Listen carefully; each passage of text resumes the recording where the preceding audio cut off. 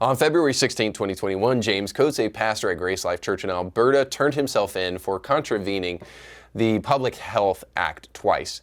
What is the Public Health Act? Well, glad you asked. It was a temporary law set up by overzealous bureaucrats to force people to congregate in churches, or to force people not to congregate in churches, among other things. And it forced people to only use 15% of the capacity of their building. In January of that same year, Alberta Health Services finally pulled the sword out of their stone. It was their moment to shine, and in order to abuse their newly found power to enact this public health policy, they made sure that the police department went over to arrest Pastor Coates. That's right. A low-level gremlin for a moment, a brief moment in time, had the ability to ruin a church and a pastor's life. I'm happy to announce to you that just last week, Pastor Coates was acquitted of all charges related to the violation of this order. According to the Epoch Times, after more than 2 years of legal wrangling, Alberta Crown prosecutors intended to ask the court to acquit Pastor James Coates and Grace Life Church of all charges that were laid during the pandemic. The Epoch Times has learned this follows a court decision on July 31st that ruled public health orders issued in the province were invalid and enacted outside the powers of the province's Public Health Act. Could you imagine bureaucrats actually abusing their power?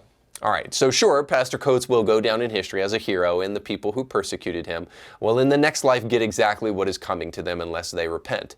But Coates won't get the time away from his family back, or the time that he had to spend fighting this petty case in the city of Edmonton. All that's gone. But one thing still remains. Without a spiritual awakening, the evil of our society will get worse. It's a sure bet. The only question is this: how many Christians are ready for that? If 2020 is any indication, we are not ready. Very few churches have the courage to resist tyranny or to acknowledge that the lesser earthly authorities have to bow to a much bigger, more holy authority, and that if they won't, the church is still called to stand until they do. With talk about a new COVID variant and remasking, it does bring up the question, are we ready to really do this time what we didn't do in 2020? As I mentioned at the beginning of the show, in the 1960s, Engel was fighting Vitali in the Supreme Court for the right to end prayer in schools. Now Christians are fighting for the right to decide if they can keep their churches open. If you think that's a coincidence, look at a graph. Anytime you're feeling froggy, and watch the exponential rise in transgenderism and the counter decline in Christianity in the West. Our culture shakes its fist at God all the time, and for our trouble, the world has gotten worse. The left can shout and cheer while people take to the street to cause billions in damage during a pandemic when they're supposed to be quarantining. All the while, the elites continue to meet, continue to hang out, and continue to get their hair did. But if one pastor dares hold a church service with more than 15 people, then by the God formerly known as self, watch out. If the past is any indication of the future, a time is coming when the powers that be will not recognize the error of their ways, and we will have to act even if all the laws and all the bureaucrats of society come against us. Even if the gavel comes down as guilty, all Christians everywhere will need to learn how to smile and embrace their newly found moniker, which is martyr. It was common for the early church, and it may again be sooner than we think. But for those who are not Christians and you think you're safe, if you think the church is not a canary in the coal mine, think again. By now, I'm sure you've heard that Jordan Peterson has been asked to undergo re-education training in Toronto because he has the crazy belief that fat models aren't actually that pretty and that Elliot Page is a delusional woman that thinks she's a man.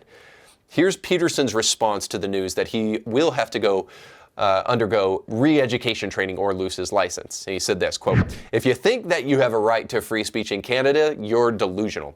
I will make every aspect of this public, and we will see what happens when utter transparency is the rule. Bring it on." So a world where I get to live, but the truth is not sacred, is a world not worth living in. Jordan Peterson seems to realize at least that there are worse things than a career suicide and losing his license. Christians need to realize it too before it's too late. In 1938, Alexander Solzhenitsyn said this, and by the way, he's the author of the Gulag Archipelago. When asked how Russia got so bad, how it became the bloodbath that it became under Stalin, and how that regime was able to do such atrocities, he said a four-word statement that we need to hear today. How did it all happen? How did Russia get so bad? He said this: "Men have forgotten God." This has been and always will be the death of a nation. But it's not too late. Thanks so much for watching. That's all the time we have for today. Don't forget to like, share, and subscribe, and go with God. So you just got done watching a small excerpt of a much larger episode. You can find the link to that full episode down below in the description of this video. So you definitely want to check that out, because if you like that clip, you'll like the much larger episode. And while you're at it, don't forget to like, share, and subscribe, and click that little bell to be notified when great new episodes of Indie Thinker come your way. Thanks for watching.